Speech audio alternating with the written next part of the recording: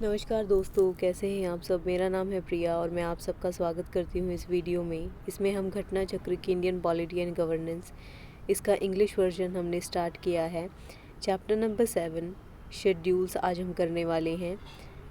Chapter number 1 to 6 जो है अब तक हमने कंप्लीट कर लिए हैं। इस बुक के अंदर स्टेट पीसीएस एग्ज़ाम और यूपीएससी में पॉलिटी से रिलेटेड जितने भी क्वेश्चंस आए हुए हैं वो सब चैप्टर वाइज डिस्कस किए गए हैं।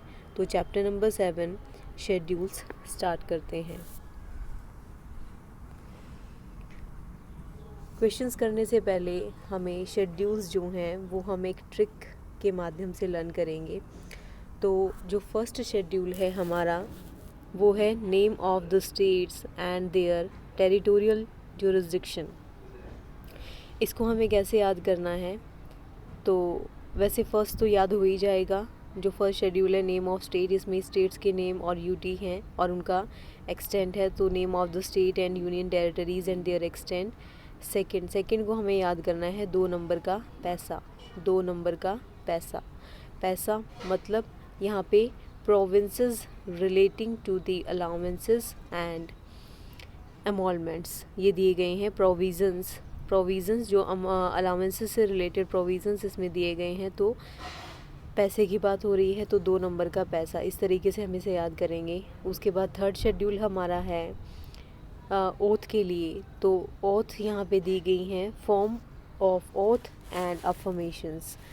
अब इसमें हमें पहली चीज़ जो हमें याद रखनी है कि जो ओथ यहाँ पे जो शपथ दी गई है इसमें प्रेसिडेंट की शपथ नहीं है। प्रेसिडेंट की ओथ थर्ड शेड्यूल के अंदर नहीं दी गई है, क्योंकि ये क्वेश्चन में पूछा भी हुआ है। इसको हमें याद करना है 3 अक्षर शपथ के। 3 अक्षर शपथ के। तो 2 नंबर का पैसा और 3 अक्षर शपथ के। फोर्थ शेड्यूल की अगर हम बात करें तो फोर्थ शेड्यूल इसको हम याद करेंगे 4 बैठे सभा में। 4 बैठे सभा में, यहाँ पे जो सभा है वो हमने राज्यसभा के लिए यूज़ किया है। Provisions in relation to allocation of seats for states and union territories in Rajya Sabha. Next है फिफ्थ शेड्यूल को हमें याद करना है। फिफ्थ मतलब हम अगर एस बनाएं, जैसे हम एस बनाते हैं तो हम 5 भी नॉर्मली उसी तरीके से बनाते हैं। तो हम कैसे हमें याद रखना है इसको सिर्फ कि एस जो है वो बिल्कुल 5 जैसा है। और एस से क्या आ जाएगा, scheduled area and scheduled tribe. Scheduled area and scheduled tribe. तो provisions in relation to administration and control of scheduled area and scheduled tribe, ये हमें याद रखना है। Provisions relating to the administration and control of scheduled area and scheduled tribe. तो 5 क्या है, S जैसा है। एस से हम शेड्यूल को याद रखेंगे। सिक्स्थ की अगर हम बात करें तो इसमें हमें AMTM ये याद रखना है। AMTM यहाँ पे AMTM ये 4 स्टेट्स की बात हो रही है। Provisions in relation to administration of tribal areas in states of A से असम, M से मेघालय, T से त्रिपुरा और M से मिज़ोरम। इसमें मणिपुर नहीं है, इसमें असम, मेघालय, त्रिपुरा और मिज़ोरम रहेगा। 7th शेड्यूल की बात करें तो इस 7 की क्या है, लिस्ट। 7 की क्या है, लिस्ट। तो 7 की क्या है, list. 7th schedule deal with 3 legislative list, union, state and concurrent list. Next is 8th schedule. 8th schedule में हमें याद रखना है ये भाषा का है, तो 8 की भाषा। 7 की लिस्ट और 8 की भाषा। 7 की लिस्ट और 8 की भाषा। 8th schedule deals with 22 official languages. तो 8 की भाषा। अभी 22 ऑफिशियल लैंग्वेजेस जो हैं वो 8th शेड्यूल में हैं। ओरिजिनली कितनी थी, तो 14 लैंग्वेजेस थी। बाद में जो ऐड हुई हैं वो भी आपको याद रखनी है। 21st अमेंडमेंट, 71st अमेंडमेंट और 92 अमेंडमेंट से इन भाषाओं को ऐड किया गया है। इसके बाद है 9th शेड्यूल, नो की भूमि। 9th शेड्यूल को हमें याद रखना है, नो की भूमि। नो की भूमि। तो नो की भूमि हमें याद रखना है। सबसे ज़्यादा पूछा जाने वाला 9th शेड्यूल है dealing with land reforms and abolition of ज़मींदारी system. तो यहाँ पे लैंड रिफॉर्म्स किए गए और ज़मींदारी सिस्टम जो चलता आ रहा था अंग्रेज़ों के टाइम से उसको ख़त्म कर दिया गया 9th शेड्यूल में। और सबसे पहला जो अमेंडमेंट हुआ था 1951 के अंदर, फर्स्ट अमेंडमेंट इन 1951, वो 9th शेड्यूल के लिए हुआ था। उसके बाद है 10th शेड्यूल को हमें याद रखना है 10 का दल बदल, 10 का दल बदल, एंटी डिफेक्शन लॉ। ये 52nd अमेंडमेंट 1985 जो है वो इसी के लिए हुआ था, एंटी डिफेक्शन लॉ।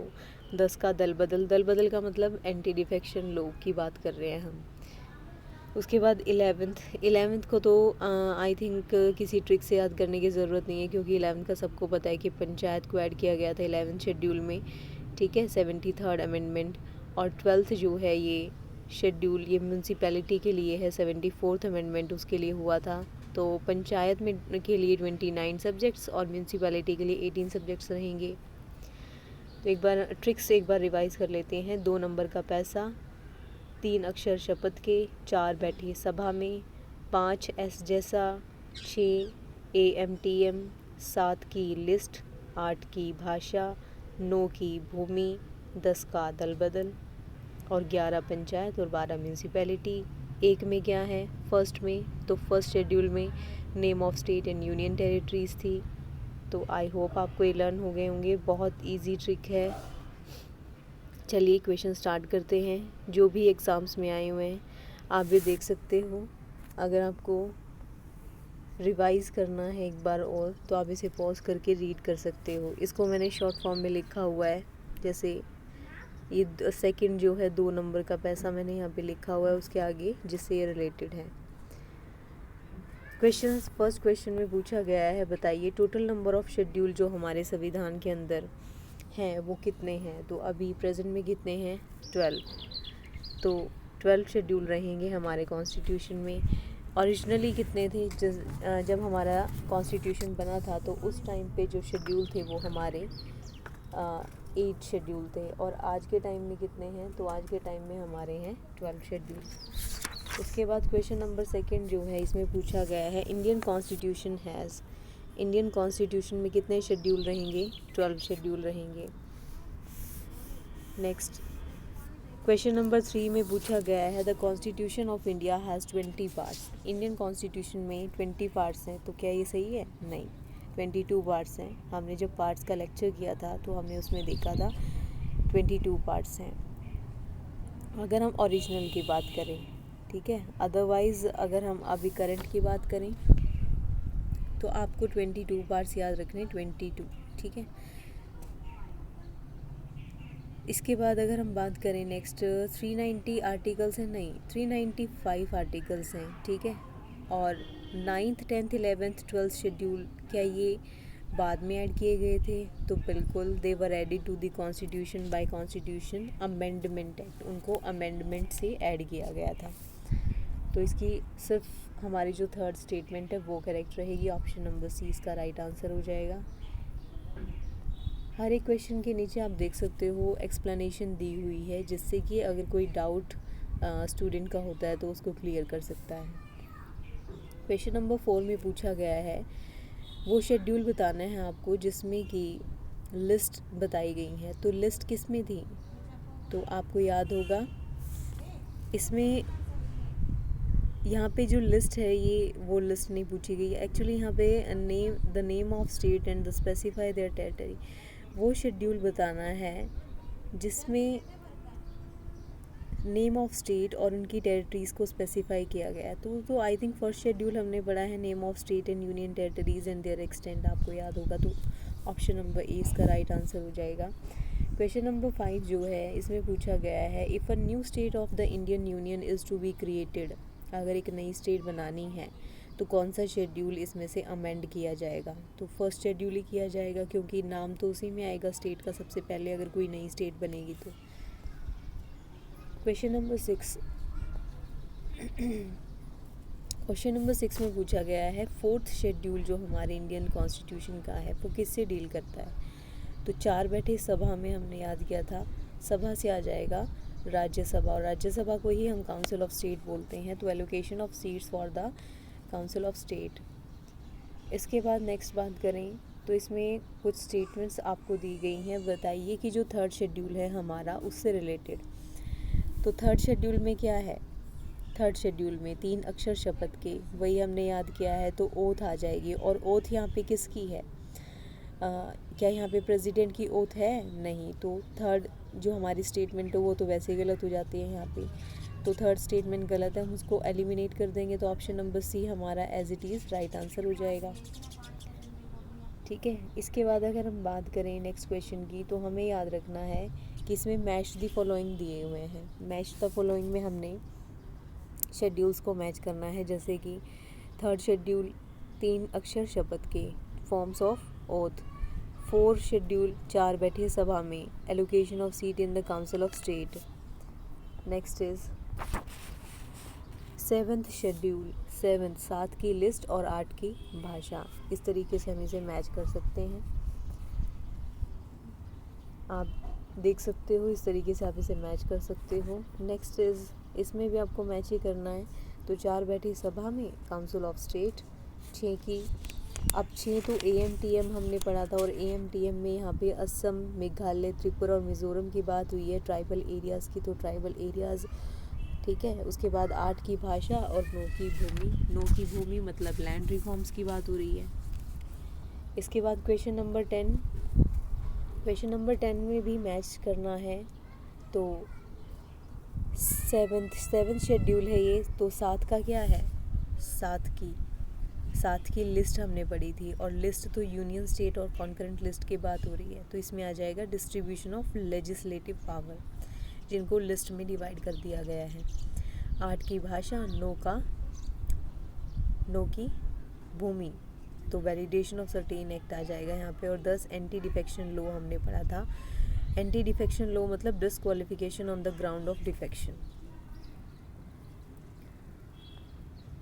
इसके बाद अगर हम क्वेश्चन नंबर 11 की बात करें, तो 11 में भी मैच ही करना है। ज़्यादातर शेड्यूल्स जो हैं वो मैच में, और आर्टिकल्स भी मैच में ज़्यादा पूछे गए हैं। तो 7 की क्या थी? 7 की लिस्ट, 8 की भाषा, 9 की भूमि, 10 का एंटी डिफेक्शन लॉ। तो आप इजीली इसको कर सकते हो। अगर आप हर एक क्वेश्चन के साथ ट्रिक को रिपीट करोगे तो आपको वो बिल्कुल अच्छे से हो जाएगी लर्न।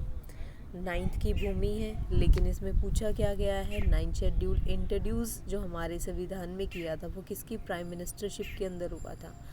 तो उस टाइम पे जो प्राइम मिनिस्टर रहेंगे, अब वो फर्स्ट अमेंडमेंट था, और फर्स्ट अमेंडमेंट था इसका मतलब उस टाइम तो 1951 में तो प्राइम मिनिस्टर जवाहरलाल नेहरू ही थे। ये हम देख सकते हैं। उसके बाद नेक्स्ट में पूछा गया है state land reforms law. State land reforms law हैं तो 9th शेड्यूल में आ जाएंगे। Parliament of India can place a particular law in the 9th schedule of the constitution. क्या पार्लियामेंट जो है वो 9th शेड्यूल में किसी भी पर्टिकुलर लॉ को डाल सकती है? बिल्कुल डाल सकती है। The validity of law placed in the 9th schedule can't be examined by any court and no judgment can be made. क्या जो कोर्ट है क्या वो उसे एग्ज़ामिन नहीं कर सकता, उस पर जजमेंट पास नहीं कर सकता जो 9th शेड्यूल में लॉ रहेंगे? ऐसा बिल्कुल भी नहीं है, क्योंकि ये जुडिशल रिव्यू की जो पावर है हमारे कोर्ट के पास उसके अगेंस्ट चला जाएगा। तो सेकंड स्टेटमेंट गलत हो जाती है और फर्स्ट ठीक है। तो only 1 is correct. Next is तो कोहलियो केस जो है ये किस शेड्यूल से रिलेटेड है? तो ये लैंड रिफॉर्म से रिलेटेड था। आई थिंक 9th शेड्यूल से रिलेटेड है ये। It's a landmark case which upheld the authority of judiciary to review law including the ones under the 9th schedule. Okay, ये तो ये बेसिक स्ट्रक्चर जो हमारे कॉन्स्टिट्यूशन का था उसको वायलेट कर रहा था, इससे रिलेटेड था ये। तो आप देख सकते हो 9th शेड्यूल के अंदर आ जाएगा। लिस्ट हमने 7th शेड्यूल में पढ़ी है, तो 7 की लिस्ट हमने पढ़ी है। ठीक है। अब यूनियन लिस्ट, स्टेट लिस्ट और कॉन्करेंट लिस्ट, ये क्वेश्चन काफ़ी पुराना है, मतलब 2016 में पूछा गया था। अब इसकी एंट्रीज चेंज हो चुकी हैं। अब यूनियन लिस्ट में 98, स्टेट लिस्ट में 59 और कॉन्करेंट लिस्ट में 52 एंट्रीज रहेंगी। तो वो आपको याद रखना है। आप देख सकते हो नीचे अभी करंट में आपको 98, 59 और 52 याद रखना है इन लिस्ट के लिए। इंडियन इकोनॉमिक ये क्वेश्चन भी बहुत बार रिपीट हो चुका है, इकोनॉमिक प्लानिंग कौन सी लिस्ट का पार्ट है? तो इकोनॉमिक प्लानिंग अभी प्रेजेंट में किसका पार्ट है? तो ये कॉन्करेंट लिस्ट का पार्ट है इकोनॉमिक प्लानिंग, ये भी हमें याद रखना है। इसको हम याद कैसे रख सकते हैं? तो इकोनॉमिक सिचुएशन जब किसी की भी आर्थिक स्थिति बिगड़ जाती है, इकोनॉमिक सिचुएशन जब किसी की भी बिगड़ेगी, ठीक है, तो उसको करंट सा लग जाएगा। इस तरीके से हम इसे याद करेंगे, उसे क्या लग जाएगा? करंट। तो किसी की भी अगर आर्थिक हालात जो है वो अच्छे नहीं रहते तो उसको क्या लगता है? करंट ही लगता है ना एक तरीके से। तो हम इसे याद रखेंगे कॉन्करेंट लिस्ट में। इसके बाद नेक्स्ट हमने याद रखना है, ये इकोनॉमिक प्लानिंग ही पूछा गया है तो आपने देख लिया है। Prevention of cruelty to animal is listed in which list of the constitution? तो जानवरों को बचाना, जानवरों को सबको बचाना है। तो सबके लिए कौन सी लिस्ट है? मतलब यूनियन और स्टेट लिस्ट अलग अलग है, लेकिन कॉन्करेंट लिस्ट में तो राज्य सरकार और केंद्र सरकार, सेंट्रल और state government both can make law. तो इसका मतलब कॉन्करेंट लिस्ट में आ जाएगा क्योंकि सबको बचाना है, जानवरों को, एनिमल्स को। नेक्स्ट इज क्वेश्चन नंबर 21 में पूछा गया है, बताइए इसमें से कौन सा सब्जेक्ट कॉन्करेंट लिस्ट के अंदर आता है? तो इसमें से कौन सा आएगा? इसमें आप देख सकते हो कि क्रिमिनल मैटर जो है ये कॉन्करेंट लिस्ट का सब्जेक्ट है, क्रिमिनल मैटर। इसको हमें कैसे याद करना है? तो जो क्रिमिनल्स हैं ना, उनको भी सुधारने के लिए जो है डराया जाता है, धमकाया जाता है, एक तरह का मतलब करंट दिया जाता है। इसे सिर्फ हम याद करने के पर्पज़ से इस ट्रिक को हम याद रखेंगे, मतलब ये सिर्फ लर्न करने के पर्पज़ से है। तो हम ऐसे याद करना है, हमें जो क्रिमिनल्स हैं उनको डराना, धमकाना, मारना, पीटना इसलिए किया जाता है ताकि उनको करंट लगे, गलत कामों से उनको करंट लगना शुरू हो जाए, ठीक है। इस तरीके से हमें इसको याद करना है। क्रिमिनल मैटर किसका पार्ट है? कॉन्करेंट का। अब नेक्स्ट इसमें भी बताना है कॉन्करेंट लिस्ट का कौन सा पार्ट है। तो अभी हमने प्लानिंग से इकोनॉमिक प्लानिंग पढ़ी थी, तो कोई भी प्लानिंग है, चाहे वो फैमिली प्लानिंग है, चाहे वो इकोनॉमिक प्लानिंग है, ठीक है, ये कॉन्करेंट लिस्ट का ही पार्ट हो जाएगी क्योंकि सिर्फ सेंट्रल गवर्नमेंट की रिस्पॉन्सिबिलिटी नहीं है, पॉपुलेशन को कंट्रोल करना भी स्टेट की भी है। तो स्टेट भी करे पॉपुलेशन को कंट्रोल, फैमिली प्लानिंग को लेकर वो भी कानून बना सकती है। क्वेश्चन नंबर 23 में हमें याद रखना है जी कि इसमें जो लिस्ट दी गई हैं वो आपने मैच करना है, शेड्यूल मैच करने हैं। तो हमें पता है कि जो हम पहले शेड्यूल मैच कर लेते हैं, तो 2 नंबर जो है का क्या था? पैसा, 2 नंबर का पैसा था, और तो ये तो मैच हुई नहीं। अब 10th शेड्यूल तो एंटी डिफेक्शन लॉ का ही है, ठीक है, तो ये तो मैच हो गया। मतलब इसमें नॉट करेक्टली मैच ही हमें पढ़ना था। नॉट करेक्टली मैच में सी आ गया, allocation of seats in the council of state, second schedule में। ये तो बिल्कुल मैच नहीं हो रहा है ना, तो यही हमारा आंसर हो जाएगा क्योंकि इसमें यही पूछा गया। बाकी स्टेट लिस्ट का आपको याद रखना है, पब्लिक हेल्थ और सैनिटेशन स्टेट लिस्ट का पार्ट है, और सेंसस जनगणना यूनियन लिस्ट का पार्ट है। जनगणना तो वैसे भी सेंट्रल गवर्नमेंट ही कराएगी, अलग अलग स्टेट तो करवा नहीं सकती। और जो स्टेट लिस्ट है पब्लिक हेल्थ की रिस्पॉन्सिबिलिटी अब हमारी स्टेट के जो लोग हैं उनका ध्यान रखने की, उनकी हेल्थ की रिस्पॉन्सिबिलिटी स्टेट गवर्नमेंट की रहेगी। इसके बाद हम बात करें कॉन्करेंट लिस्ट। इसमें हमने नेक्स्ट में पूछा गया है, बताइए इसमें से कॉन्करेंट लिस्ट का पार्ट कौन सा है या सब्जेक्ट कौन सा है? तो सब्जेक्ट एजुकेशन जो है वो हमें करंट लगने से बचाता है। एजुकेशन हमें करंट लगने से बचाता है, शिक्षा हमें करंट लगने से बचाती है। ऐसे हम इसे याद रखेंगे, बहुत ही इजी तरीके से आप इसे याद रख सकते हो। आई थिंक कोई भी इसमें प्रॉब्लम नहीं होगी। उसके बाद नेक्स्ट में पूछा गया है, बताइए वो इनिशियली जो है education which was initially a state subject was transfer to the concurrent list by. Education जो पहले स्टेट का सब्जेक्ट था वो कॉन्करेंट लिस्ट में डाल दिया गया, तो उसके लिए कौन सा अमेंडमेंट हुआ था? तो 42nd अमेंडमेंट से ही कॉन्करेंट लिस्ट में से ऐड किया गया था एजुकेशन को, ये आपने याद रखना है। एजुकेशन को ही नहीं, एक्चुअली एजुकेशन के अलावा फॉरेस्ट है, protection of wild life, animals, birds, ये पहले स्टेट का पार्ट थे, स्टेट लिस्ट का पार्ट थे। Forest, education, protection of wild life, animals and birds, अब इनको कॉन्करेंट लिस्ट का पार्ट बना दिया गया है। क्वेश्चन नंबर 26 में पूछा गया है by which amendment of the Indian constitution forest was transferred. बिल्कुल सेम क्वेश्चन है, तो फॉरेस्ट, एजुकेशन, ये सब कॉन्करेंट लिस्ट का पार्ट बन चुके हैं। ठीक है, तो 42nd अमेंडमेंट इसका राइट आंसर हो जाएगा। नेक्स्ट क्वेश्चन, इसमें आपने बताना है कौन सा मैच नहीं है।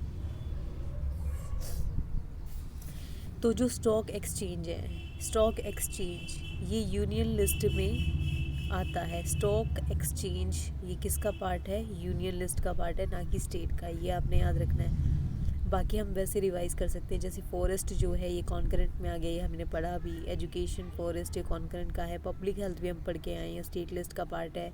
ठीक है, पोस्ट ऑफिस, सेविंग बैंक और स्टॉक एक्सचेंज ये दोनों ही किसके सब्जेक्ट रहेंगे? यूनियन लिस्ट के सब्जेक्ट रहेंगे। तो आपने ये याद रखना है। ऑप्शन नंबर 20 का आंसर हो जाएगा। यूनियन लिस्ट स्टेट लिस्ट से ये मैच करने, यूनियन में क्या आ जाएगा? सेंसस। स्टेट में क्या आ जाएगी? पुलिस और पब्लिक ऑर्डर। कॉन्करेंट लिस्ट में पॉपुलेशन कंट्रोल, फैमिली प्लानिंग। और रेजिड्यूरी सब्जेक्ट जो है ये स्पेस रिसर्च, इसका पार्ट सब्जेक्ट हो जाएगा। उसके बाद next question number 29। Question number 29 में पूछा गया है डीपीएसपी, ये जितने भी यहाँ पे चीज़ें दी गई हैं, इसमें से कौन सा, विच of the following provisions of the Indian constitution have a bearing on education. Education से रिलेटेड कौन कौन से हैं इनमें से? तो सभी हैं, चाहे वो हमारे डीपीएसपी और डीपीएसपी में भी एजुकेशन की बात की गई है। रूरल और अर्बन लोकल बॉडीज़ जो हमारी पंचायत, म्यूनसिपैलिटी हैं, वो भी एजुकेशन पे काम करती हैं। फिफ्थ शेड्यूल जो है हमारा, जो शेड्यूल एरिया और शेड्यूल ट्राइब के लिए हमने पढ़ा था, उन वहाँ पे भी जो प्रोविज़न्स है वो एजुकेशन से रिलेटेड बनाए जा सकते हैं। जो हमारा 6th है ट्राइबल एरिया से रिलेटेड, वहाँ पे भी बनाए जा सकते हैं। और 7th, 7 की लिस्ट, मतलब एजुकेशन जो है ये कॉन्करेंट लिस्ट का पार्ट है, तो 7th शेड्यूल भी कहीं ना कहीं एजुकेशन से जुड़ा हुआ है। तो ये सब एजुकेशन से कनेक्टेड है। नेक्स्ट क्वेश्चन में पूछा गया है 10th schedule, 10th anti defection law हमने पढ़ा था। 10 का दल बदल याद होगा आपको। तो नेक्स्ट में भी यही पूछा कि काफ़ी बार ये क्वेश्चंस रिपीट होते हैं। इसमें से यूनियन लिस्ट में का कौन सा सब्जेक्ट नहीं है, ये आपको बताना है। तो यूनियन लिस्ट का कौन सा नहीं है? इसमें गैस नहीं है। गैस किसका है फिर? तो गैस जो है ये स्टेट लिस्ट का सब्जेक्ट है, ना कि यूनियन का। ये आपको याद रखनी है, स्टेट लिस्ट का सब्जेक्ट है। ये जो लिस्ट के सब्जेक्ट्स हैं ये हम अलग से एक ट्रिक के माध्यम से भी लर्न करेंगे। यूनियन लिस्ट, स्टेट लिस्ट और कॉन्करेंट लिस्ट में कौन कौन से सब्जेक्ट्स आते हैं, क्योंकि इनसे रिलेटेड काफ़ी सारे क्वेश्चंस पूछे जाते हैं। और इस बार जो HCS का एग्ज़ाम हुआ था 2024 का, 23 का बोलेंगे इसे, तो उसमें भी एक स्टेट लिस्ट और यूनियन लिस्ट से क्वेश्चन पूछा गया था। नेक्स्ट अगर हम बात करें क्वेश्चन नंबर 33, क्वेश्चन नंबर 33 में बताना है इसमें से यूनियन लिस्ट का पार्ट कौन सा नहीं है। तो यूनियन लिस्ट में एग्रीकल्चर किसका पार्ट है फिर? स्टेट लिस्ट का पार्ट है। Agriculture, police, gas, public health ये सब स्टेट लिस्ट के सब्जेक्ट हैं। ठीक है, उसके बाद नेक्स्ट इज़ स्टेट लिस्ट का बताना है कौन सा है इसमें। तो रेलवे पुलिस रहेगी। रेलवे पुलिस, देखो अगर रेलवेज़ आ जाए तो रेलवेज़ तो यूनियन लिस्ट में आएगा, लेकिन अगर रेलवे की पुलिस की बात कर रहे हैं हम, रेलवे पुलिस की, तो पुलिस जो है ये स्टेट लिस्ट में रहेगी। उसके बाद है स्टेट लिस्ट का बताना है इसमें। तो स्टेट लिस्ट का कौन सा है? रेलवे पुलिस है। इसमें भी आपको पंचायत बताना है कौन किसका सब्जेक्ट है, तो ये तो स्टेट लिस्ट का ही होगा क्योंकि लोकल बॉडी है ये। इसके बाद नेक्स्ट इज़ 7th शेड्यूल बताना है आपने। कॉन्करेंट लिस्ट का पार्ट बताना है। तो कॉन्करेंट लिस्ट में हमने क्या पढ़ा था? Criminal procedure. ये दोबारा से रिपीट हो चुका है क्वेश्चन अगेन, और ये 6 में, 11 में और एक बार हम पहले पढ़ के आए हैं। क्रिमिनल प्रोसीजर कॉन्करेंट लिस्ट का पार्ट रहेगा। Question number 28, marriage, divorce, adoption ये किसका पार्ट रहेंगे? तो मैरिज, डाइवोर्स, एडॉप्शन ये सब कॉन्करेंट लिस्ट का पार्ट है। 39th में बताना है कि which list and entry of 7th schedule of Indian constitution is related to the election of MLA और MLC। MLA MLC क्यों? ये स्टेट लेजिस्लेचर का पूछा है ना, तो इलेक्शन ऑफ MLA और MLC से रिलेटेड कौन सी लिस्ट है और एंट्री भी बतानी है। तो लिस्ट कौन सी है? लिस्ट फर्स्ट और सेकंड दो लिस्ट हैं इसकी, और एंट्री जो हाईलाइटेड है ये एंट्री 72 और एंट्री 37, ये दोनों रहेंगी इसका आंसर। ठीक है, जिसको डाउट है वो इसको एक्सप्लेनेशन को रीड कर सकता है। The right of government to impose taxes and fees is provided in which list of the constitution. Taxes और फीस ये जो है कौन से शेड्यूल में रहेगा, तो ये 7 शेड्यूल में रहेगा, क्योंकि लिस्ट की बात हो रही है। अब लिस्ट तो 7 की थी, 7 शेड्यूल में है मतलब। 41 में लैंड रिफॉर्म। लैंड रिफॉर्म हमने किस में पढ़े? लैंड रिफॉर्म स्टेट लिस्ट का पार्ट है। लैंड रिफॉर्म जो है ये किस में रहेंगे? स्टेट लिस्ट में, तो स्टेट लिस्ट का सब्जेक्ट है। Next is anti defection law, 10th में हमने पढ़ा है। 10th शेड्यूल 10 का दल बदल। ठीक है, इसमें भी यही बताना है, 10 का दल बदल हो जाएगा। तो ये आप देख सकते हो। इसमें नेक्स्ट में पूछा है कि वो under which schedule Indian constitution can transfer the tribal land to the private parties for mining be declared null and void. तो ये किस में बताया गया है? ये बताया गया है नल और वॉइड कर दिया जाएगा। मतलब यहाँ पे ट्राइबल एरियाज़ की बात हो रही है, और ट्राइबल एरिया से हमने क्या रिलेट किया था? 5 जो एस जैसा है वो शेड्यूल्ड एरिया के बारे में बात करते हैं, क्योंकि यहाँ पे जो लैंड है, ट्राइबल लैंड है, उसको प्राइवेट पार्टी को अगर आप देते हो माइनिंग के लिए, तो उसको नल और वॉइड डिक्लेयर कर देगा हमारा संविधान। ये हमारा 5th शेड्यूल में आ जाएगा। ठीक है, ये आप इसको रीड कर सकते हो, क्योंकि ये शेड्यूल्ड एरिया के एडमिनिस्ट्रेशन के बारे में बात करता है, जहाँ पे शेड्यूल्ड ट्राइब्स के शेड्यूल्ड एरिया और शेड्यूल्ड ट्राइब्स दोनों के बारे में बात करता है।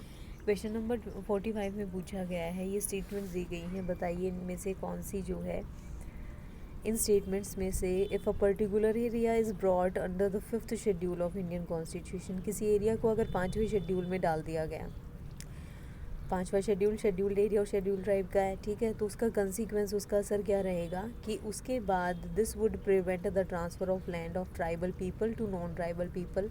अगर कोई एरिया आपने 5th शेड्यूल में डाल दिया, तो उसको फिर आप नॉन ट्राइबल को ट्रांसफ़र नहीं कर सकते।